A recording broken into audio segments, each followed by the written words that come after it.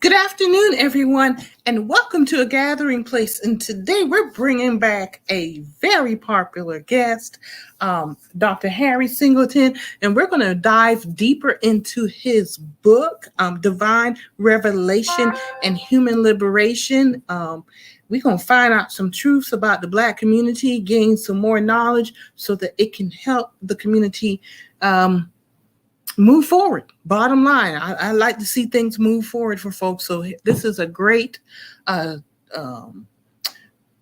theologist, and academic, and just we kind of kept it real last time, so we're gonna keep it real again. So come prepared with your questions and comments in the comment section, of course, and we will see you just after our opening.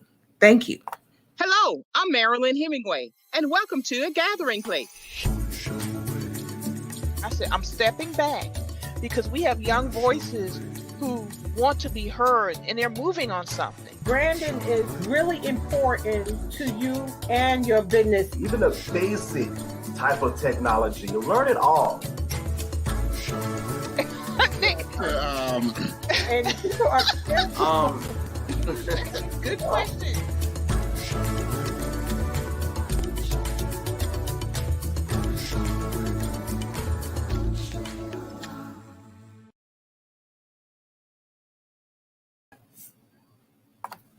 So we're back, everybody, and let me just go ahead and bring in Dr. Harry Singleton so we can get rolling talking about his book. And of course, you know this is going to digress into other conversations, but that's all right because that's why we're here today live and looking forward to your questions or comments. So get ready, folks. We're going to have a fantastic conversation. Let's welcome Dr. Harry Singleton. Hey. Hey, good to be back. I guess I'm back by popular demand, or as we say, black by popular demand. Glad to be back with both you. will work in this case. Both will work. I'm glad to be back with you and looking forward to the discussion.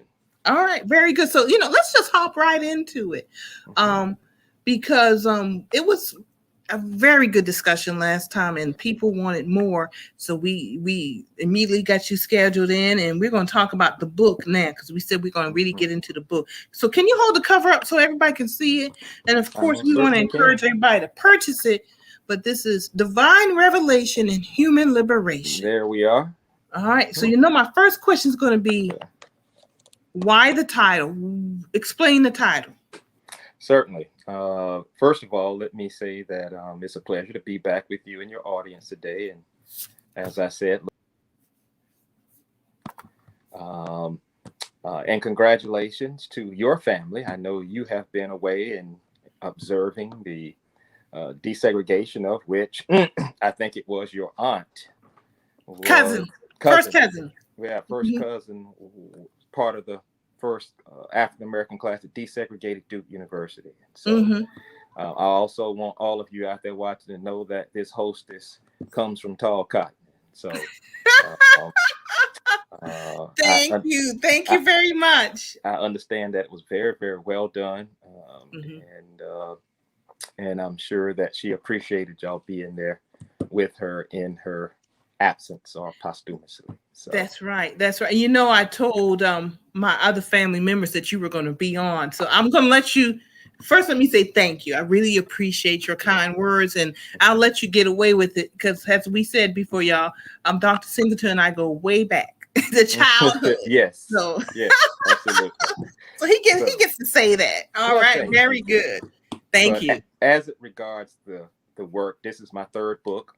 In keeping with my commitment to the Liberation Theological Project that I undertook in grad school and that I've continued throughout my teaching and my professional career. The title, Divine Revelation, for starters. The divine, when we talk of the divine, we are referring to that which is pertaining to or related to God.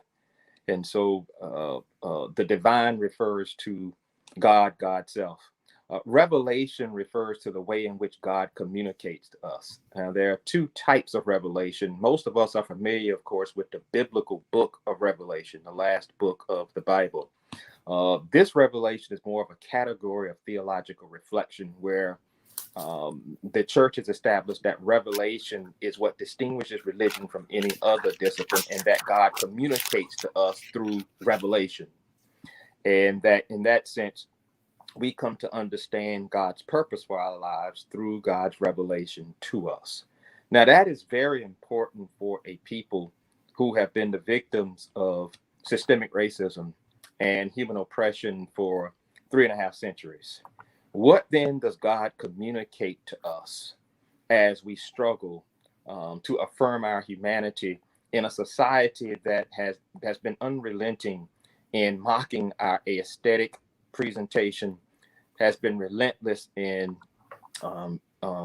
reducing to non-existence our cultural expressions in terms of legitimacy and our intellect as well, in the attempt to create an inferior people so that we could promulgate a society of white superiority and Black inferiority. That context becomes very important now within the context of understanding what divine revelation means in our time. And having inherited that context, and of course, as a theologian, our task from the 4th century onward, when theologians were created in the life of the church, is to make the gospel relevant to the context in which we find ourselves. And so there should be no shame involved in constructing a theological perspective that speaks directly to the condition of a people, in which God comes not only in God's self, but in Jesus to rectify or ameliorate that condition. That in turn brings me to the last part of the title. I maintain and argue in this book that even though we have been the victim of systemic racism, we've also been the victim of systemic theology that has been the handmaiden of racial antagonisms throughout American history, and that it has been the task of the white theological establishment to establish racism and Black inferiority as legitimate norms in the life of American society. And so armed with that knowledge of not only the history, the brutal treatment of Black people historically, but also the justification of it in white theological circles and the white religious establishment, equating biblical revelation with Black inferiority, that brings us to the second aspect of the title, and that's human liberation. That when we look through the Bible and look through biblical revelation, and we see the Exodus narrative, where God acts in history to send Moses to tell Pharaoh to let my people go, a sure sign that we're dealing with a God who is not only not impartial, but very partial and partial to those who are marginalized, abused, exploited, or what Jesus would later call the disinherited. We also see with the prophets too, and they're speaking out against social injustice, God sending them to show the world that social injustice is the antithesis of divine revelation or divine will. And of course, we also see that in God's incarnation in Jesus, deciding to come to the world, to a poor, despised, and marginalized people, and in fact defended their cause in terms of bringing the new covenant, one no longer steeped religiously and theologically in ritual and otherworldliness and lack of social responsibility, to creating conditions of systemic racism, but rather the opposite, that God comes in Jesus to bring the new covenant, not just to establish a personal relationship with God, but to make God's communal commitment to those who are marginalized known to the world. And that brings me to the second part of the title, human liberation.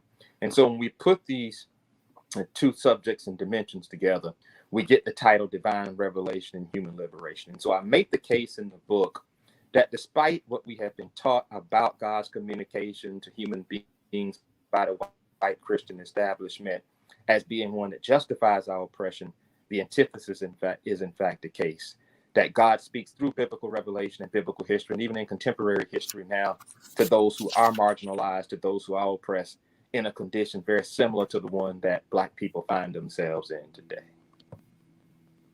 Has God... I was writing questions as you were speaking. Mm-hmm. So let me word it this way. Sure. What did we do as Black folks that we have to deal with systemic racism on a daily basis? And I talk to some folks about this. It seems like we take one step forward, two steps back. Mm-hmm. What is it that we've done that has created this real struggle?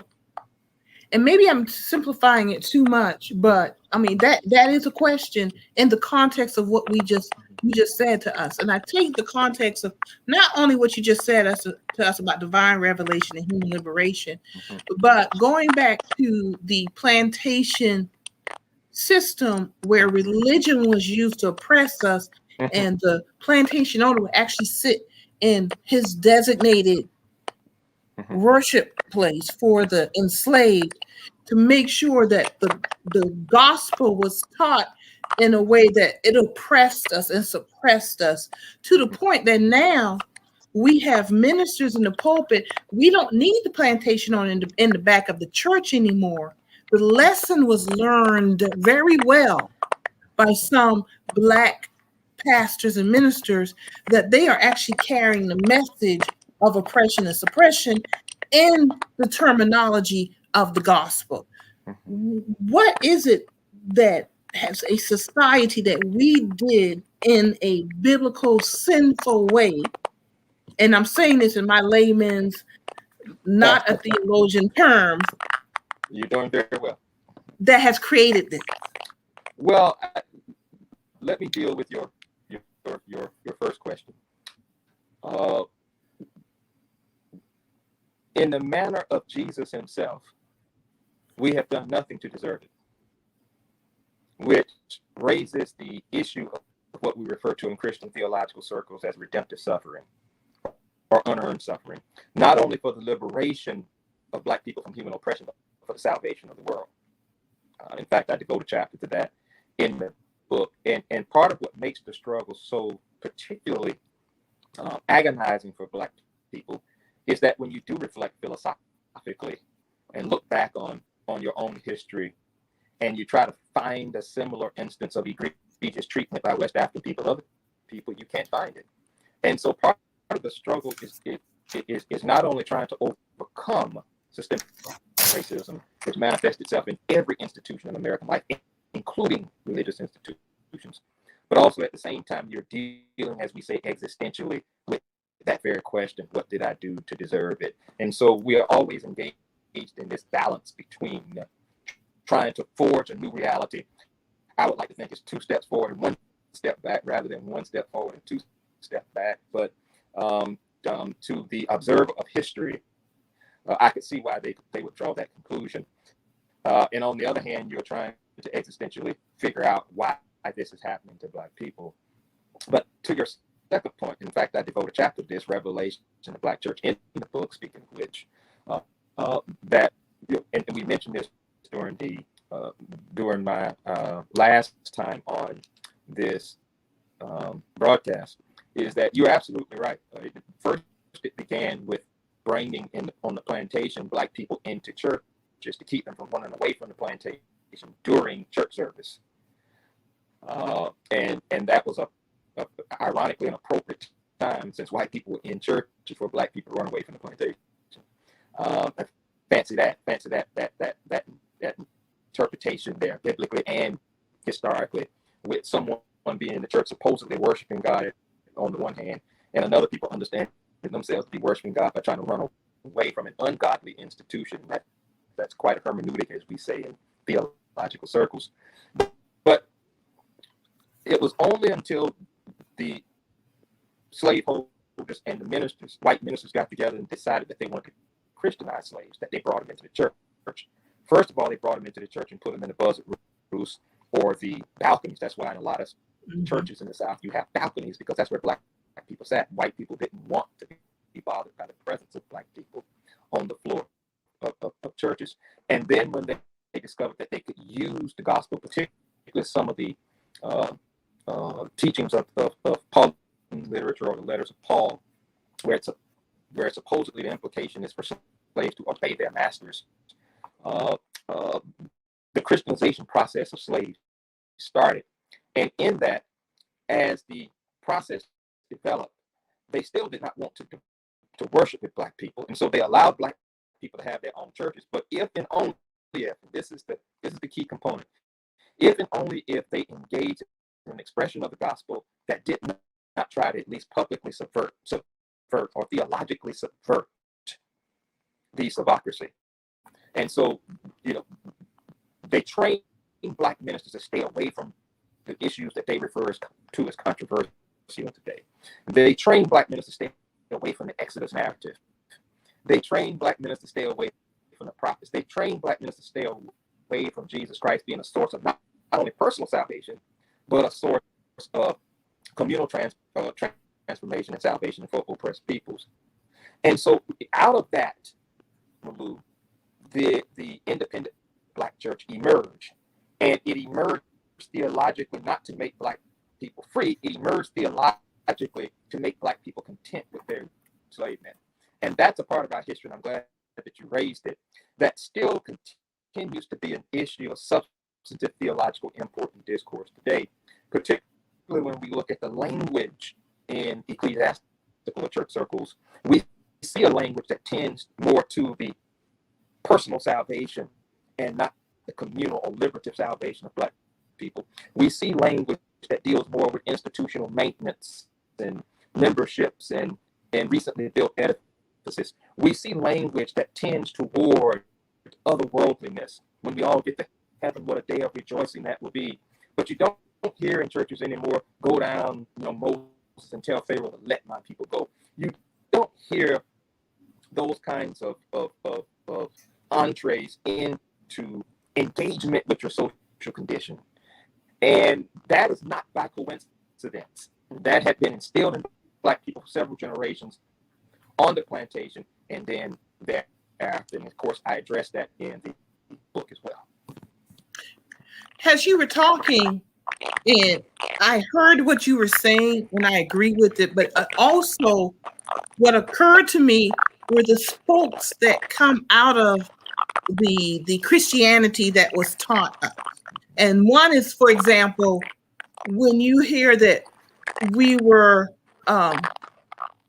not taught, say, the personal salvation part of it, but you're taught to pull yourself up by your bootstraps.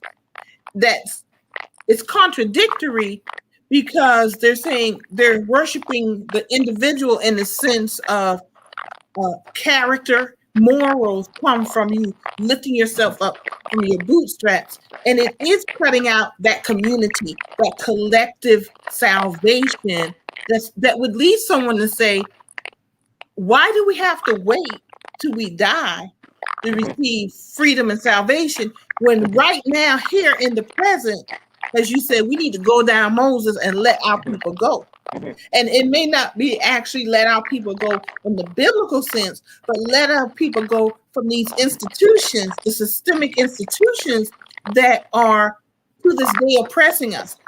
That's why you see people, for example, under COVID, and people are shaming people about getting unemployment. Go back to work, making it a moral question when it's not a moral question, because when you get unemployment, you actually get your money back. You've already done, quote unquote, the moral thing by working and putting your money into a collective system, so that if you one day for some reason lost employment, you can withdraw. Basically, unemployment is unemployment insurance to ensure that you will continue to feed yourself, take care of your family, provide food, clothing, and shelter. You actually see the roots of all of this in the Christianity that was taught within the plantation system. Absolutely. And I tell my students all the time, when you hear someone saying that we need to get over slavery because that was a long time ago, they clearly do not either have the ability and analytically and intellectually to see the parallels between the way we live today and the way we lived as slaves in terms of some of the same mentalities. Or they're trying to use the contemporary situation to divest themselves from the enslavement of Black people and the contemporary issues that emerge from that enslavement. For instance, you mentioned personal salvation, and you mentioned pull yourself up by your own bootstraps.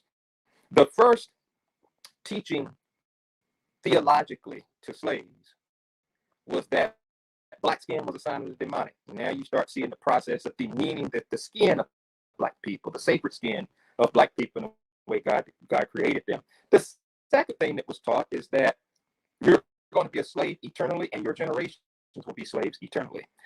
And so, in light of that, when you try to run away from the plantation or try to subvert slavery, you're trying to subvert God's plan for your salvation.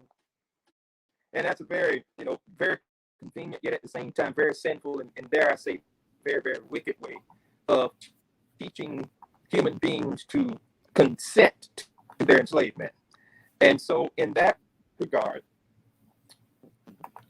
white Christian theology has been more antithetical to the establishment of liberation imperative for black people than it has supported liberation efforts relative to black people. You mentioned the parallel just now, and I mentioned this on a radio show a couple of weeks ago.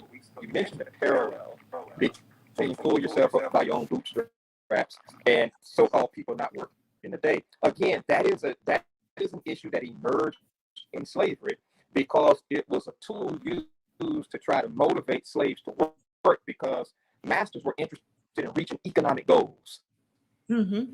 And they're still interested today in reaching economic goals using cheap labor. That's why we're arguing back and forth about the minimum wage. But as I said a few weeks ago on another show, is that all you hear about now is people won't work, people won't work, people won't go to work. And of course they've become politically correct enough to not say Negroes or the other word, more derogatory word, or the N word. But we know who they have in mind. They have in mind young black men and women who maybe have a high school educational less, who have worked in restaurants, who have worked as civil servants, who has worked as custodians, and they can't seem to find these same people to come back and participate in the labor pool like before COVID. The implication is quite clear. The implication is that we can't get people to work because they're sitting on their butts receiving monies that are already theirs, as you so rightly pointed out. The nation, white and some black, are not thinking about young white men or women when they say, well, we can't get people to come to work.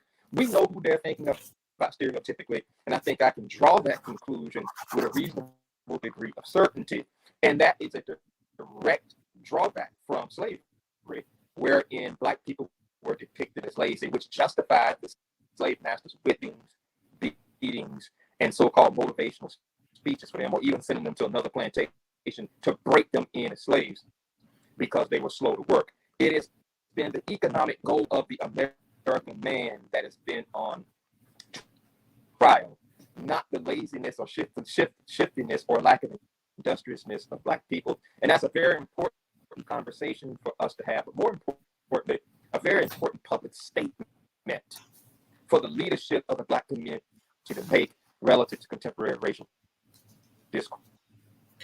Because not only does it affect the social, economic, and political terrain, but as we pointed out and established up to this point in the show, it also affects the theological terrain. It affects the tone of sermons. It affects the language of sermons, not only in the white church, but the black church as well.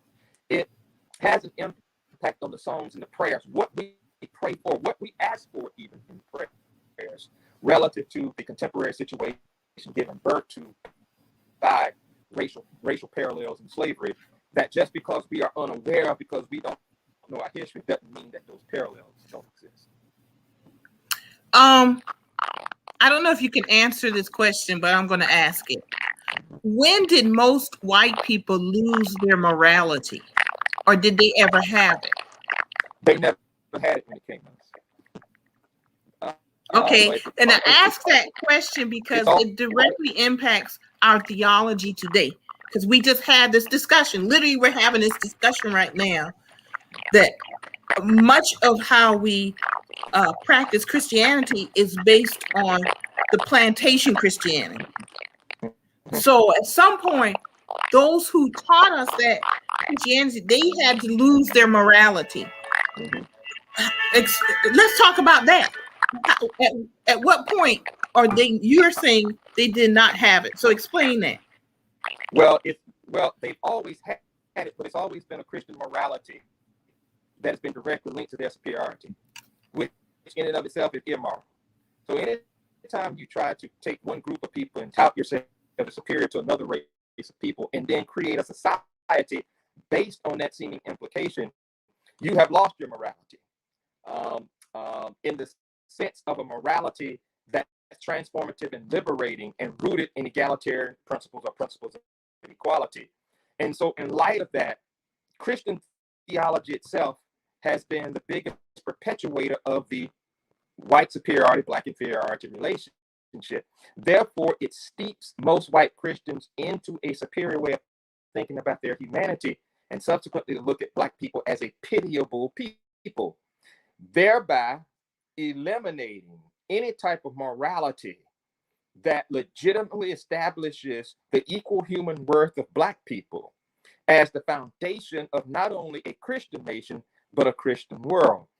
And so in light of that, one of the reasons why whites are always angry when we have conversations about race is because they are operating on a morality of their superiority, which means that if anything that black people get in the way of racial advancement, we should be ultimately happy for that, and that we should not continue to push for more reforms in light of the fact that there's still problems that need to be addressed.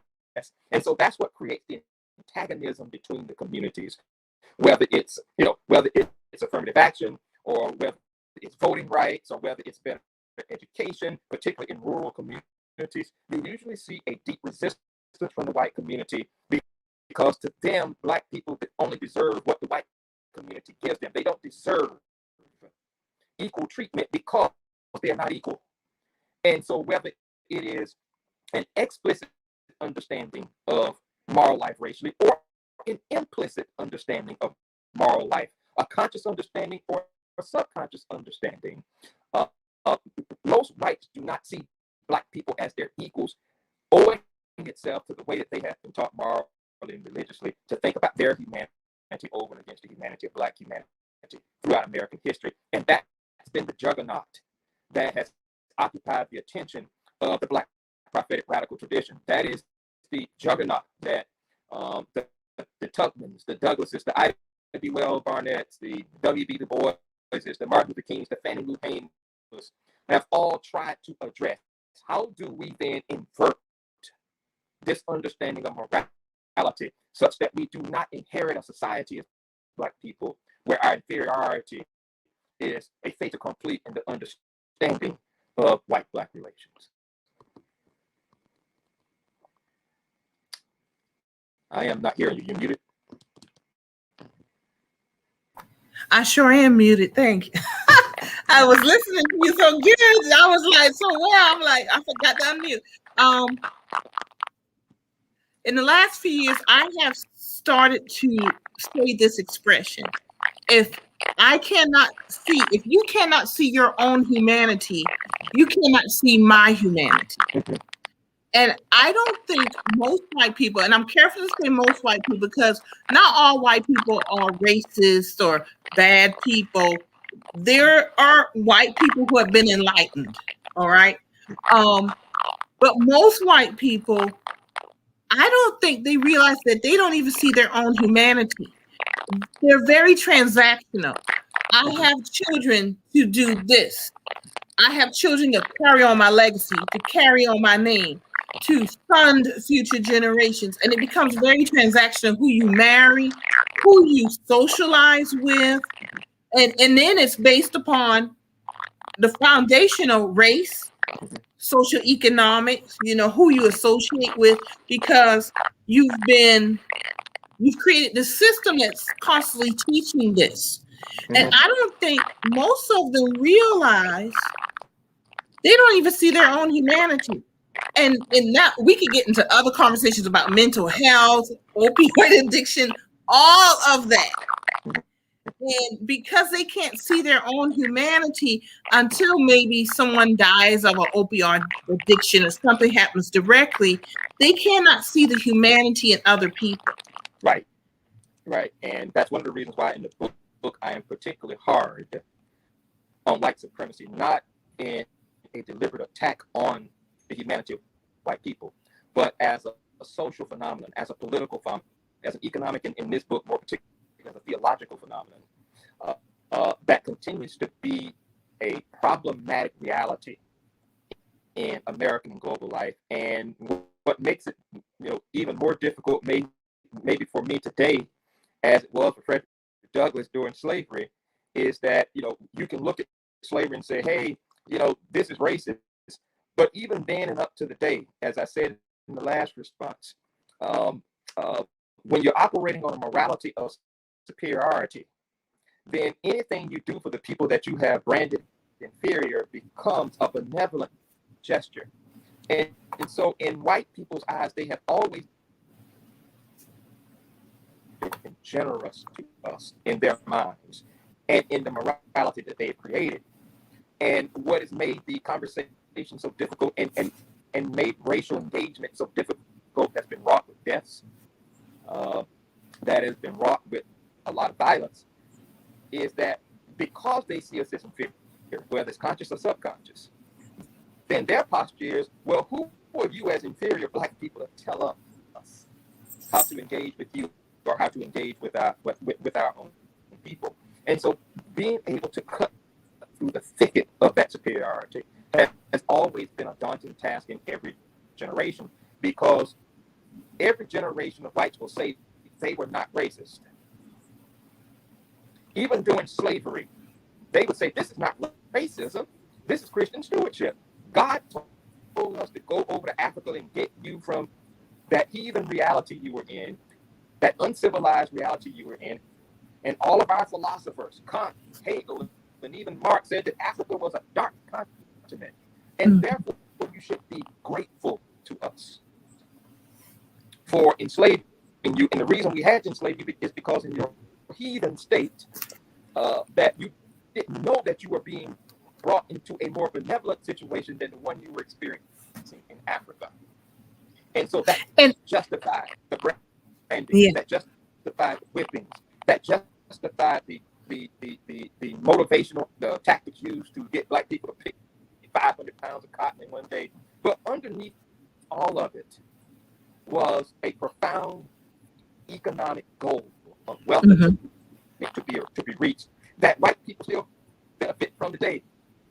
And it's reflected in every institution in America, whether it's colleges, whether it's businesses, whether it's public education, whether it's private education.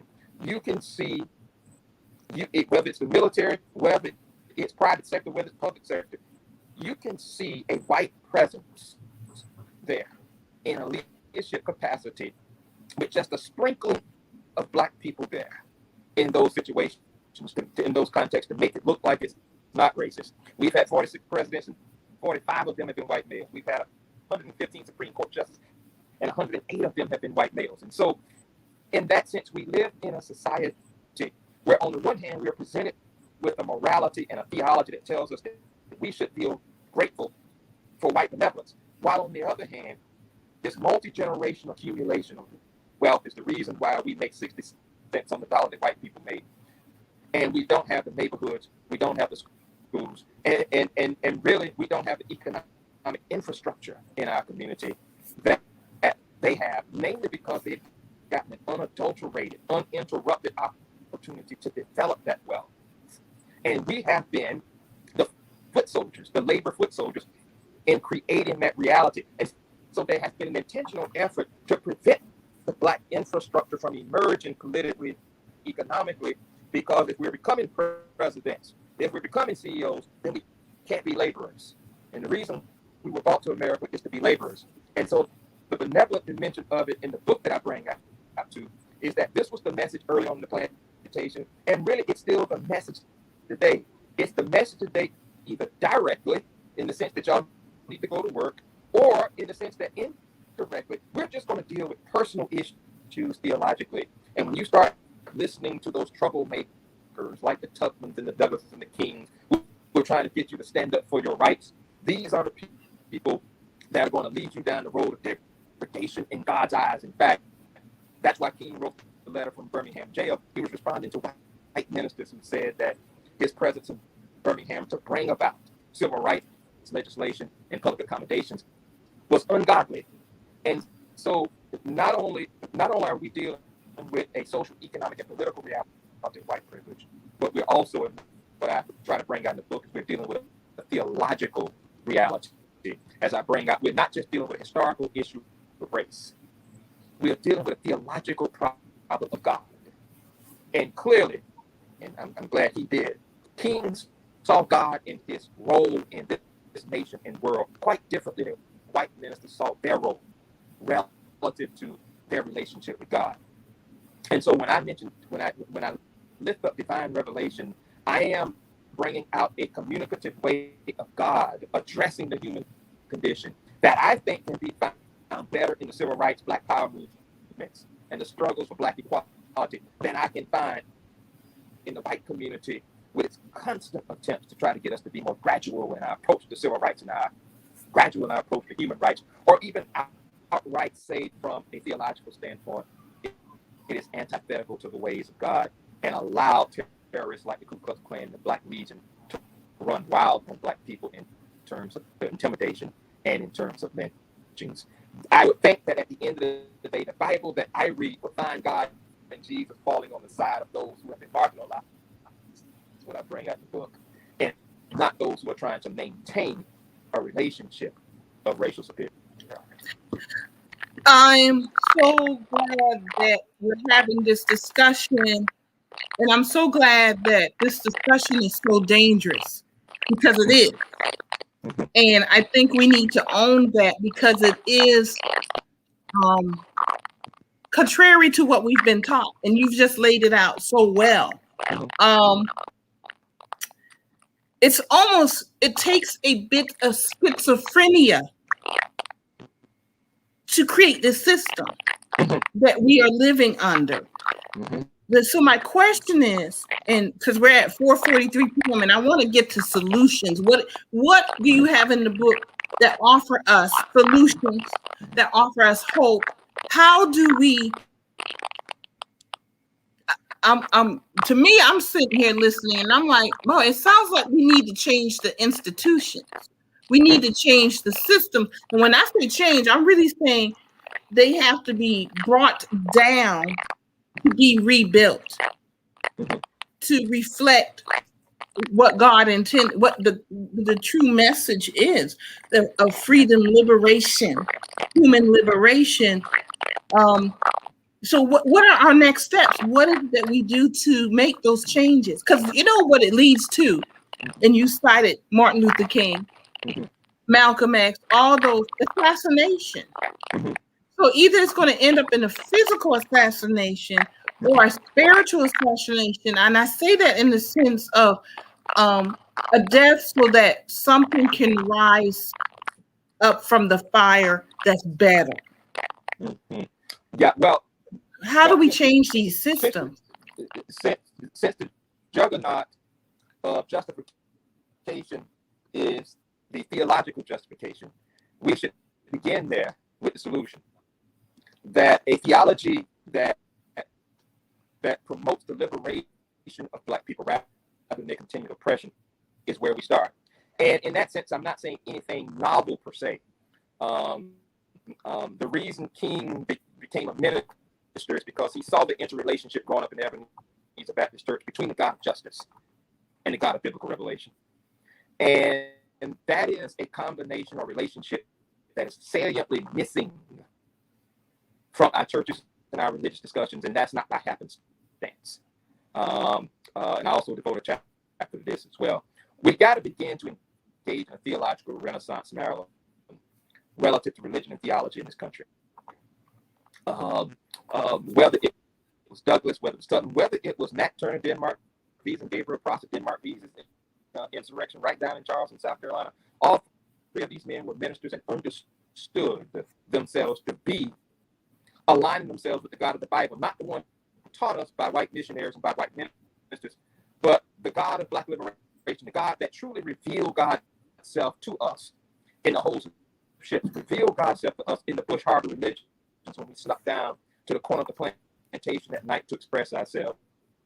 The God who revealed God's self to us when we were on the auction block and we were on the whipping post. That God that brought us from the holes of ships to where we are today. That is the God that the God of Black liberation that we have to refamiliarize ourselves with going forward with and at the same time not feel ashamed or feel like we're being sinful, which is what we probably get from our white Christian brothers and sisters, for creating a theological approach that speaks directly to our condition, that does not deviate from the so-called universal imperative of the gospel, but the universal imperative becomes particular in the struggle for those who are the victims of marginalization. In that case, that represents Black and brown people in America and throughout the world. And so we're dealing with a struggle not only in America for African Americans, but the two-thirds world as well. And that's where we began. We began with more of a relentless theological public presentation about the relationship between the God of human liberation, the God of Black liberation, and the God of biblical revelation. And so in that sense, we are really challenging and hopefully defeating the most significant legitimator of white superiority in American history, and that is our theological institutions.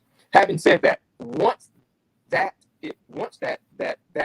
confrontation occurs, and you're decisive in transforming the minds of people theologically, then the hope, of course, is, and there's always a profoundly expected hope in anything theologically, that it will move itself into our social, economic, political, educational institutions relative to greater Black representation, not only in leadership, but also in terms of the way our kids are treated, not only economically, but in our school systems as well. We are becoming more and more resegregated. It's not making the 6 o'clock news. It's not making CNN. It's certainly not going to make Fox News. And Black students are continuing to get less resources in those areas than school districts that are attended in the predominance by white students. That is segregation in the 21st century. And so what has happened is that racism has not been buried. It has just mutated itself in each generation. And it's up to each of us in each generation to make sure we are able to fully articulate that mutation and be able to fully articulate for the purpose of defeating it, hopefully before it gets a chance to wreak any more havoc on the life of the community. That's always the expected hope involved in any theological approach. Two words that you were speaking that came to me.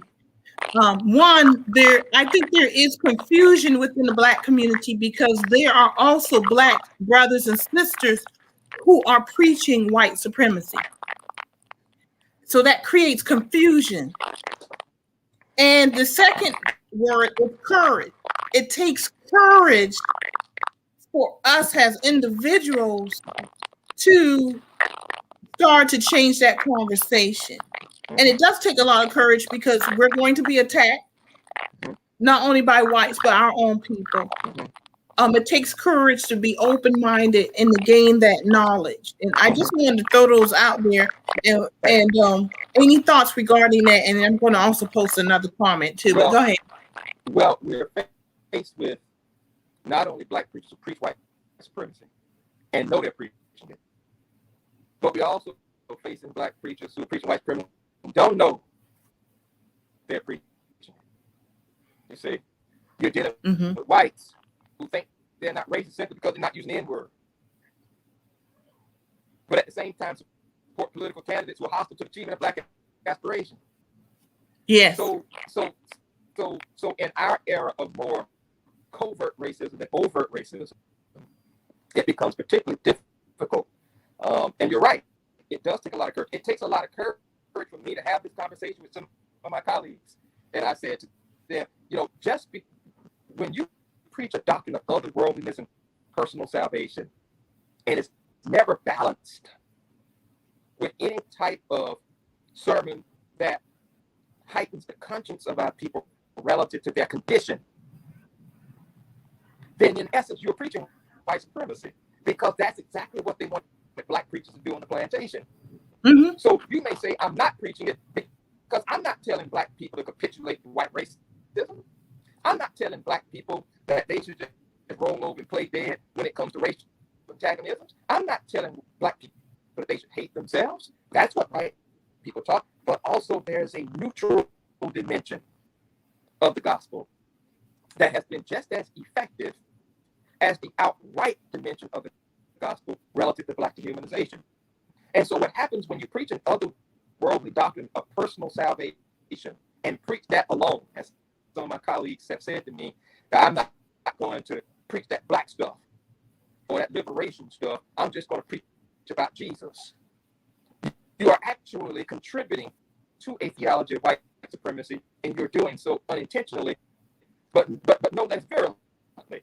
And so my response always to them is that, well, keep in mind that you call yourself preaching to Jesus, that ended up dying on the cross because he did bring a new covenant to the world. And he's so angry at the religious and political leaders of the time, they said we have to rid the earth of him. And so we're dealing with a world that's diabolical enough to kill Jesus and subsequently God. So we know that they will kill us, as we have seen throughout our history. And so the gospel imperative going forward then is that it is not enough to shout about what Jesus did 2,000 years ago. As the old saying goes, just as there was a cross for Jesus, there's a cross for you. The old hymn of the church, there's a cross for me as well. And sometimes we conveniently ignore that because it's more convenient and takes less courage for us to engage in a theology of the Christ event being an event that happened 2,000 years ago and not a paradigm or a way of being in the world like Jesus in the time in which you find your life. And I tell my students all the time, I said, if you are being that effective in world change, in racial change, you will have your Gethsemane garden moment just like Jesus, because they'll come for you. And that does take a lot of courage. But as the old folks say also in the church, if God be real, if God got your back, and God had Jesus back even to the cross, and even to the point where there was no body in the tomb of sepulchre on Sunday morning, if that's real for you beyond preaching and shouting about it, then you'll understand that there's a courage involved in here that is easy to take on, knowing that you are participating in a paradigmatic way of life here that is designed to catapult oppressed humanity to its next level of liberation in your lifetime, rather than simply saying it's very courageous what Jesus did 2,000 years ago, but I'm glad that I don't have to do that now. That is convenient theology, and more particular is status quo serving theology. And so that's what has to change about the tenor of religious language in the Black community and really for the world. So as I hear you, and we're going to talk about this deeper the next time you come on, because I want you to come back on and we still talking about the book. But I think one of the changes we're going to have to discuss is the role of the Black female. Because one, Africa had many matriarchal communities, tribal setups, etc. And I see, because I'm as a Black female, and I'm putting this out here now, that when we speak up, there are two things that I see, and it's probably more, but I'm going to say these two things. One, that we've been trained to be the power behind the throne in boosting Black males to our detriment as fully formed human beings. And then two, when Black women do speak beyond the submissive role that the church has been pushing, we are attacked, either verbally or physically. And I can add the third one, since I brought this up. I brainstormed it myself. Black women are being attacked by Black men. Not all Black men, but physically, separate from the theology point of it. But the missing and murdered Black women are huge numbers. And it's not just Black men, but a large part of them is white men too. Our girls are being attacked. And somebody out there I know is saying right now, but what about our Black boys? What about Black men? Well, that's an issue in and of itself. And one thing that kind of comes to mind, if you remember when Barack Obama was still president and he founded My Brother's Keeper, and there were some women who said, wait, hold up. But we've also been taught not to openly criticize our Black leaders, in particular Barack Obama. But that was problematic at the time. And I think most people, it was glossed over, but that was problematic. Yes. At some point, we're going to have this discussion. Because if we talk about changing theology, the institution, the theology conversation, and these Christian institutions, we are going to have to talk about Black females and our roles. Yes, that would be another segment altogether. Wait. Is that a chapter absolutely. or two in the book? Not only for women in general, but Black women in particular. That's a conversation that we certainly need to have. I've said this and people have reviled me for it, even some women. But to me, as I look back, not only on the history of religion, not only as I look over my own African American context historically,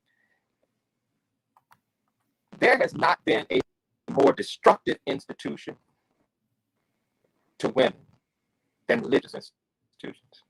Mm-hmm. There has been no more destructive institution. And yet women at the backbone, particularly the Black community, sometimes make up 80% of the membership. Going every Sunday to hear a male pastor who won't allow females or women to preach. A Catholic church that still refuses to ordain women into the priesthood, going on 1,200 years now. The Pope, who's supposed to be progressive and liberation in his outlook from a third world country, the first in the history of the Catholic Church, shortage of pastors in Catholic Church, they got more open pulpits than they have ministers. So he said a couple years ago in 2019, he's willing to lax the celibacy standard for Catholic priests. And so when the question was put to him in the press conference, are you also willing to lax the standard for no women clergy? He said no. Not only did he say no, but he said never. Right now in Afghanistan, the Taliban running wild on women, won't allow them to get education, raping them, beating them senselessly, and with impunity. Mainly because of their orientation of Sharia law and interpretation of Islam. And so, this is why theological education, too, Mary, we can talk about this in the next segment, is so important, because a lot of ministers won't get it if they don't get theological education. Of course, as you well know, I was mentored at the Interdenominational Theological Center in Atlanta by Dr. Jacqueline Grant, who is the mother of womanist theology. And she's from Georgetown, South Carolina, Howard High School graduate, Howard Proud, and studied in James Coney Union Theological Seminary. And she's been at ITC for 30, 40 years now. And I was blessed and fortunate to have studied under her at the ITC. But prior to that, I grew up in the home of a father here at Cherry Hill Baptist Church in Conway, South Carolina, who ordained my kindergarten teacher, as a matter of fact, to the ministry, because the association wouldn't ordain her because she was a woman. And so the church and mosque synagogue, they have been particularly destructive to women's voices, women's liberative voices in the life of the church that as men we could learn from, because as I said, that would be another show altogether. Even though Black people have suffered as men and women at the hands of white people throughout slavery and segregation, and now in America, Black women's oppression has been uniquely different, and it's been uniquely different in a way that Black men have not been sensitive to, particularly the psychosexual dimension. It's brought out in the movie 12 Years a Slave, if anyone has seen it, that made it almost impossible for a Black woman to win, particularly when she captured the eye of her slave master. If she didn't sleep with him, then he would beat her and whip her. If she did sleep with him, then his wife would have her whipped, and whipped mercilessly, or even sold off to another plantation. And so these are unique experiences of Black women's oppression, stemming not only from our context, but even in biblical history, where Black women and women in the Bible have been portrayed as evil temptresses, that they have been the ones who have been stoking white men's fears and seducing them, whereas if they were not trying to seduce them on the plantation and beyond, that white men would not have had the affairs with Black women on the plantation. And so, other women can wear revealing outfits in public, and there's no moral condemnation brought down on her. But if a Black woman does, even if she has what we can somewhat universally agree on is a very flattering figure, then she's looked upon as trying to sell herself, not necessarily from a prostitution standpoint, but trying to sell herself as being this voluptuous, sexy woman that takes Black men, white men, all of the men off of their moral center, particularly if they're married. But that standard is a double standard because it doesn't apply to other women. It only applies to Black women. And of course, Black women have been very sensitive about that, and rightly so, relative to the things they understand that they can't do, that other women can't do, things that white women can do that they can't do. And part of it has to do with the fact that we live in a patriarchal society, white men who, of course, within the context of racism, marry white women. And so they white women are protected, white women are taken care of. White women have all the comforts of home, at least materially. And of course, white women are protected by a system of white superiority. Black women are not protected by that same system. They're not protected by their men because in many ways they can't be protected without losing their own lives. They're not really protected by religious institutions. They're not protected by social customs, and they're not given the opportunities for growth from a natural standpoint that men are in a patriarchal society, which is why you had to really grab us by the collar, proverbially get our attention and say, hey, we live in a sexist society, Black men, and just because you talk about racial liberation doesn't mean that we're liberated. Proof of which is that, of course, when we got the right to vote in 1870, the 15th Amendment, it only gave Black men the right to vote. It didn't give Black women the right to vote. That would have to come at another 1965, the year I was born. And so Black women got the right to vote. Yeah. And so that is the dimension of it, even within the church. When we got the AME church, Black people were trying to treat men in the AME church. And Richard Allen and Absalom Jones started the AME church, and Jarena Lee wants to preach. And Richard Allen said, no, we are not going to ordain women to the priesthood. And so our religious institutions have been uniquely and particularly repressive toward women. And this has real world consequences. This is not ancient history. The consequences of that is happening to this day, and it's something that we have to address to have the entire conversation. We have to. So I know we actually over time, and I'm going to wrap it up today because this has been, once again, an extremely, extremely interesting conversation. It has been. I think we did a good job, like hitting on the book and the topics, but I think we're going to bring you back on, and we're going to have to talk about that women's piece because from a theological point of view, from a societal point of view, and also from a personal point of view, because I speak out and express myself for my community, and I get attacked. In particular, I get attacked by white and Black men, but by Black men, it is particularly disturbing because it's violence. And violence, people need to understand violence is not just a physical violence, it's verbal, it can be written, and it's about tearing down rather than seeking common ground or understanding the context. And just because you call a Black woman queen, that means nothing if it's not followed by action. I actually do not even like the word queen used in the context of Black women, because I think Marilyn Lee Vernon Hemingway all by herself as a fully formed human being. I don't need the title queen. I know who I am. And sometimes the title queen has become a detrimental term to otherize us rather than to see the fully formed human being. And we'll also get into, I don't know if you get into this in the book, I have issues with the terms of biracial, multiracial, because of the circumstances that you described regarding a white man, plantation owner wanting to have sex with a Black woman. And I read someplace, and I can't cite the person who said, I am a Confederate monument. Yes. And we are Confederate monuments Yes. because of the color of our skin. Mm-hmm. And that's a whole conversation in and of itself. And I think we do need to have this conversation embedded in that theological tradition, because it's very much the root of much of this. And I look forward to it. I actually devoted a chapter to that in my previous book, White Religion of Black Humanity. And it's called White Religion. You bring that book on too. And so, in fact, this chapter 4 is one of my, I think it's one of my better chapters. I like it. I've read it several times, obviously, but I discussed the whole Victorian socialization in men, black and white, about womanhood, that women are best when they're petite, when they're quiet, and when they're cute, but particularly when they're quiet.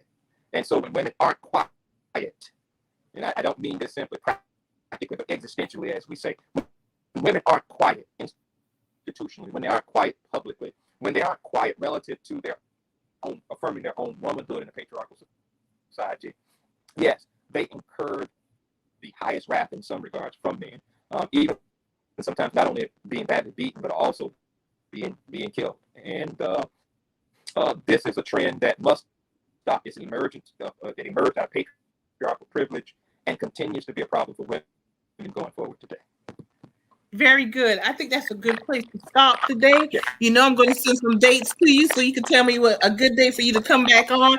Y'all, thank you for the comments, for the questions. Wonderful show as usual when Dr. Harry Singleton comes on. And boy, we're going to get into this. Hold your book up again, Harry. We'll end with that. Hold your book cover up. So very much for allowing me to be on there again. I look forward to part 3. If you want to get a copy of the book, you can go to harrysingleton.com. You click on the book cover, Divine Revelation, Human Liberation. It should take you straight to the publisher's information for you to order it. You can go to a local bookstore and place an order if it's not in the bookstore, or you can call the publisher directly at 800-462-6420. Very good. Thank you. Thank you for coming on. And we're going to bring you back. Definitely. Another great discussion. Exactly. Another great discussion. Thank you, Dr. Harry Singleton. Good to see you again. And we'll be in touch. Thank you, dear. Thank you. All right. All right, everyone. As usual, a wonderful discussion with Dr. Harry Singleton. And this Wednesday, we have coming up Ms. Tawanda Winley discuss her recent new book also. And she's been on A Gathering Place before. We look forward to having everyone back with us on this Wednesday at 4:00. And we're bringing you some interesting stuff, y'all. And this, once again, was a wonderful discussion. So y'all come on back on Wednesday and Sundays at 4 p.m. And we'll see you this coming Wednesday, folks. Oh, that was just so bad. Excuse me. All right, folks. We enjoyed your company. Enjoy the rest of your weekend. And we will see you on Wednesday at 4:00. Have a wonderful night. Good night.